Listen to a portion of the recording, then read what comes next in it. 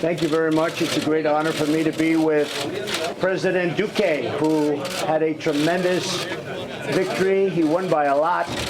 They love him in Colombia, and it's an honor to have you with us. And I just want to congratulate you. That was a very big and powerful victory. So the people are agreeing with what you stand for and what you do stand for. Very, very powerful against drugs and drug trafficking, and you've been a friend of the United States, and we look forward to working with you, Mr. President. Thank you so much, Mr. President. I appreciate those words, and I also want to thank you for your interest in the best of our country. We want to strengthen the ties between Colombia and the United States. We share democratic values, and we also share this important effort against illegal drugs throughout the world. So I commend your words, and I thank for the response and the support we've gotten from your administration in Colombia. Thank you, Mr. President. Thank you so much, Mr. President. Good luck. Good luck. President Trump, have you thought about a military intervention to Venezuela or in Venezuela? Well, we're looking very strongly at Venezuela. It's a horrible thing that's going on there. It's a very disruptive, dangerous, it's a horrible place right now. And this used to be, I remember not so long ago, Mr. President, that was the richest country in South America by a lot, and now it's a country that's going through tremendous turmoil. People are dying, people are being killed. They're also dying of hunger and lots of other things. The medical is in horrible shape. We will always be looking at it. We have been looking at it, and we'll see what happens. But what is going on in Venezuela really is unacceptable. And I know from the standpoint of Colombia and other nations fairly close by, it's very unacceptable also. Every option is still on the What's the most important thing for Maduro to Every do? option is still on the What should table Maduro against Maduro's regime. Every option is still on the table against Maduro's regime. Every option, including military Look, the Maduro, if you look at it, you're asking about the regime. The Maduro regime is obviously not doing the job. First of all, it's brutal, and people are seeing what's happening. It's a horrible, horrible thing to witness. It's one of the truly bad places in the world today, and there are some other pretty bad places, but it's not acceptable to us, and it's not acceptable to many of the surrounding countries. Many of those countries, including Colombia, are taking in refugees who are literally starving. They're literally starving. It's having a big impact on other countries. So, and they're doing a very good job with what they have to work with. They don't have that much to work with, but they're doing a good job. They're trying to help. What do you want Maduro to do? What should Maduro do? Drugs policy? Well, I want what I want and what we've discussed, and one of the reasons I was so happy to see the president's victory. That was a great victory, and there was a very worldwide, world-renowned victory because of his strong stance on drugs. Now, if he comes through, we think he's the greatest. If he doesn't come through, he's just another president of Colombia. But I think he's going to come through. I really do. Let me add something there, Mr. President, and I think this is a very important message.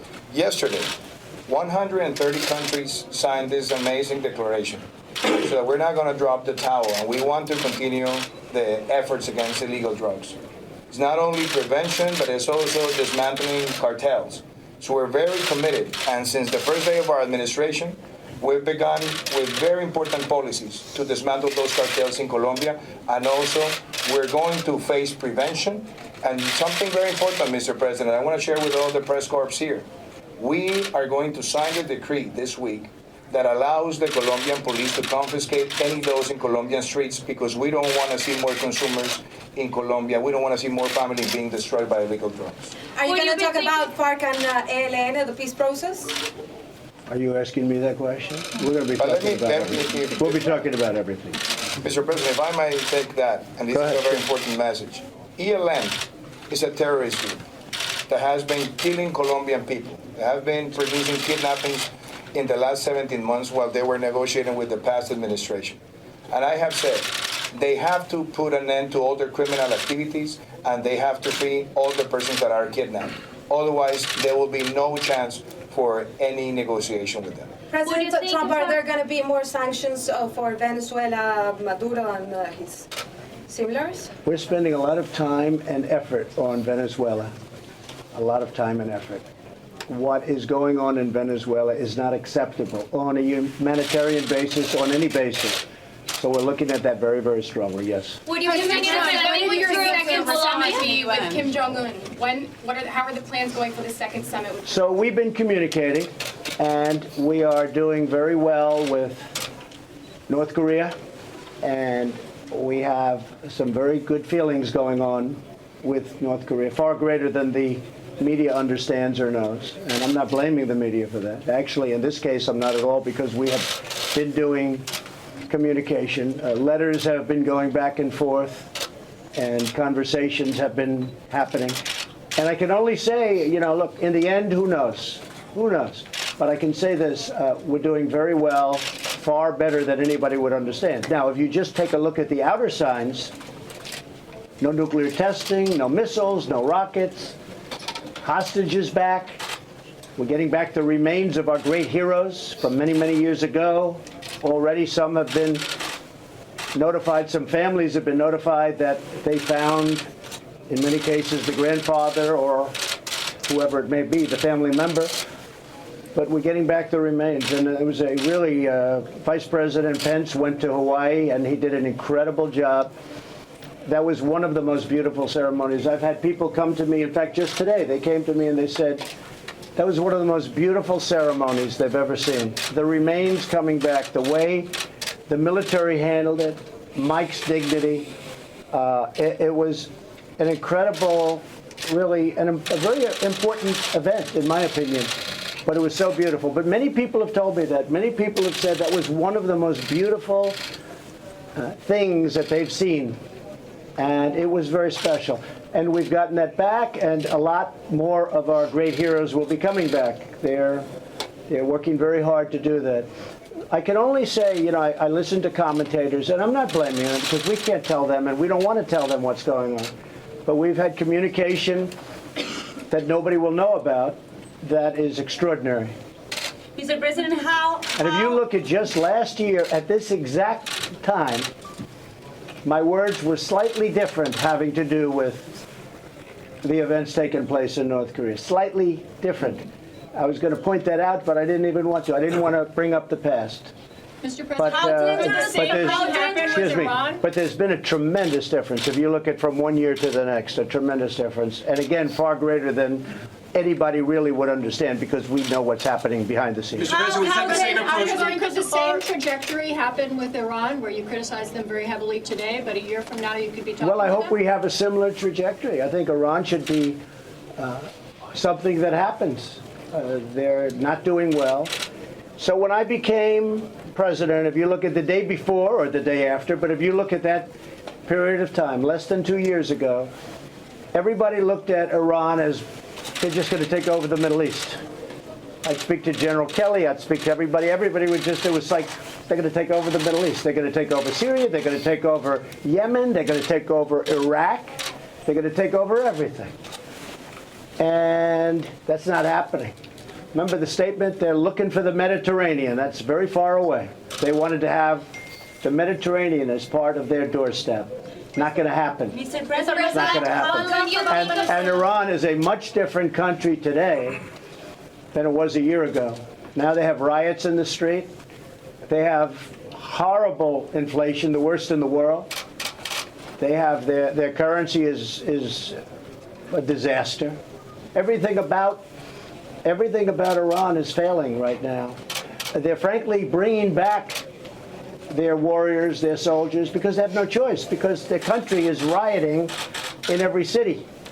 They have other problems. They're not looking for the Mediterranean so much anymore. So I think that at some point they're going to want to negotiate. I have said no so far. It was me that said no, not them. The media covered that incorrectly, but that's relatively a minor mistake by the media. But it was me that said no, not them.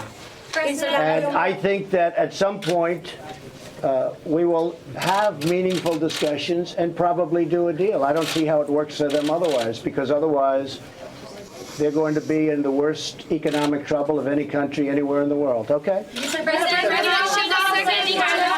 You don't mind this, do you? You don't mind this, do you? I have to ask Colombia if you think, have you ever even thought about Iran? nice part about that, you can worry about drugs and do a great job, but you don't have to worry about Iran We all and have to worry various about other that. places. President Trump, what do you think of sending troops to Colombia? Do you think of sending troops to Colombia and maybe from there? Say it again, what? Would you think of sending troops to Colombia and maybe from there trying to manage the relationship with Venezuela? Maybe I don't want to getting say closer? that. I don't like to talk about military. Why should I talk to you about military? I'm going to tell you like President Obama. He used to say exactly what he was going to do. And then it would be 10 times tougher to do it. I don't do that. Is Colombia going to President, but how dangerous is for Quiet, national hey, security? excuse me, just quiet for a second. sorry. You're so, just nice and easy. I'll come to you next, okay? Thank you. Go ahead. Trump, President Duque is supporting demands against Maduro in the international court. Are you going to support it as well? I can't understand your question. What? The President Duque is supporting a demand, a claim against Maduro in the A claim? A claim? We're denouncing him at the international He's court. denouncing. Well, if he's denouncing him, that's fine. I mean, I'm denouncing him. Everybody's denouncing him. So if you're denouncing him, join the crowd, right? Yes, go ahead. Go I'm ahead. sorry. I don't want to talk about the military action again, but how dangerous is Maduro's regime for national security, and what you are going to do against him to stop him? Well, it's dangerous for their security. It's dangerous for their people's security. It's a regime that, frankly, could be toppled very quickly by the military if the military decides to do that. And you saw how the military spread as soon as they heard a bomb go off way above their head. That military was running for cover. That's not good. I don't think the Marines would have run. What do you think, General Kelly? Do the Marines run when they hear a bomb go off? They don't know how to run. They don't know how. No, you know what they do? They run toward the bomb. Right? That's even better. Right? President muted response that you I saw Judge Kavanaugh last Could you give us night. some thoughts, sir? I think he's just a wonderful human being. I mean, I think it's horrible what the Democrats have done. It's a con game they're playing. They're really con artists. They're trying to convince. You know, they don't believe it themselves, okay? They know he's a high-quality person. They don't believe it. It's just resist and obstruct. They're playing a con game, and they play it very well. They play it actually much better than the Republicans. They're lousy politicians, and they have lousy policy. They don't know what the hell they're doing. They want to get rid of ICE. They want to get rid of law enforcement. They don't want to take care of our military. They want to raise your taxes. But they're good at one thing. They're good at one thing. That's obstruction and resisting and con. He's one of the highest quality people. You know, when he said that really what he was focused on was trying to be number one in his class at Yale, to me that was so believable. I understand college very well, and I understand being number one in your class, and I understand a lot of things. When he said that, I understood exactly what he was so truthful, and I think it came out. I mean, I hope it came out, but for the Democrats to be trying to make him into something, let's be nice about it, that he's not. He's a high-quality person. He's a great intellect. You're also not seeing him on his footing. This isn't his footing. He's never been here before. He's never had any charges like this. I mean, charges come up from 36 years ago that are totally unsubstantiated. I mean, you, as watching this, as the president of a great country, Colombia, you must say, how is this possible? 36 years ago, nobody ever knew about it, nobody ever heard about it, and now a new charge comes up, and she said, well, it might not be him, and there were gaps, and she said she was totally inebriated, and she was all messed up, and she doesn't know it was him, but it might have been him. Oh, gee, let's not make him a Supreme Court judge because of that. This is a con game being played by the Democrats. Also, take a look at the lawyers. These lawyers are the same lawyers that have been fighting for years. They keep fighting. Take a look at the lawyers.